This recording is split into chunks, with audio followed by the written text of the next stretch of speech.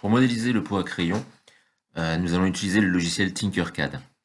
Première des choses à réaliser, c'est de placer la règle dans le coin gauche pour pouvoir en fait avoir les différentes dimensions.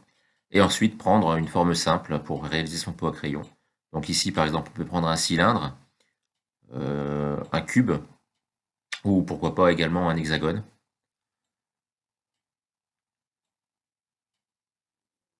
Donc ensuite on va appliquer différentes longueurs et largeur et profondeur pour le cylindre. Donc ici, par exemple, on peut mettre 60 mm.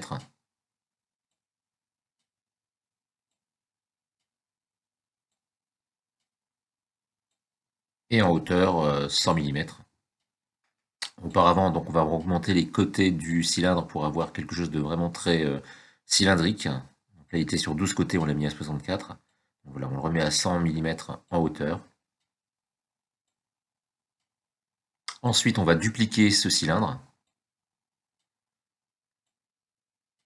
Donc en le sortant avec le bouton gauche de la souris et en le mettant en translation, on va le percer. Donc ce sera non plus un solide mais un vide. Et donc on va modifier les dimensions. Donc pour le placer sur du 50-50, 100 mm, et on va le remonter par rapport au support de 5 mm pour qu'il puisse dépasser, qu'il puisse y avoir un fond au niveau du pot à crayon. Donc on va ensuite aligner les deux cylindres, le creux et le plein, donc par rapport à la largeur et la profondeur. Et on va ainsi obtenir, lorsqu'on va regrouper, le pot à crayon dans les dimensions 60, 60, 100.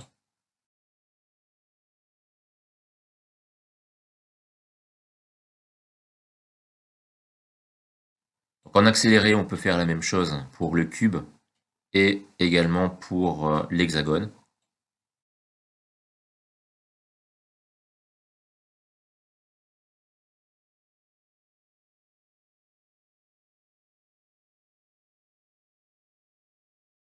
Une fois le pot à crayon réalisé, nous pouvons donc aller importer sur l'ordinateur l'image qui a été en fait auparavant vectorisée, qui a été vue dans une ancienne vidéo. Et donc on va en fait maintenant mettre l'image vectorisée aux dimensions qu'on souhaite pour pouvoir la poser sur le pot à crayon.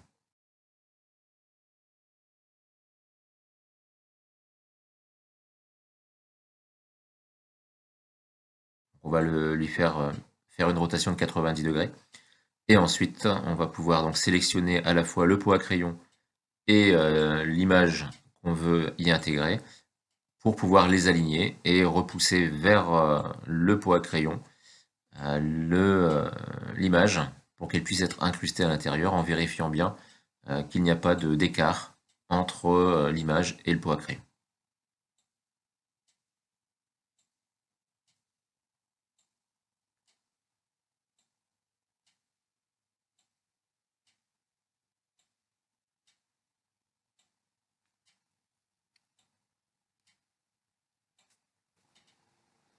On soulève l'image à la hauteur désirée.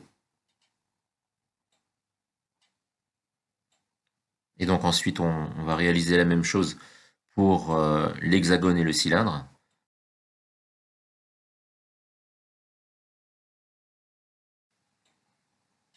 Au niveau de l'hexagone, on va y placer, donc on va importer la pelle et la pioche qu'on a travaillé en vectorisation dans une précédente vidéo.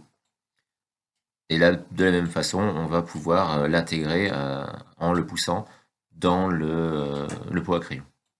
Une fois l'ensemble positionné, on n'oublie pas de sélectionner les deux éléments, puis de cliquer sur le bouton regrouper pour souder les deux parties.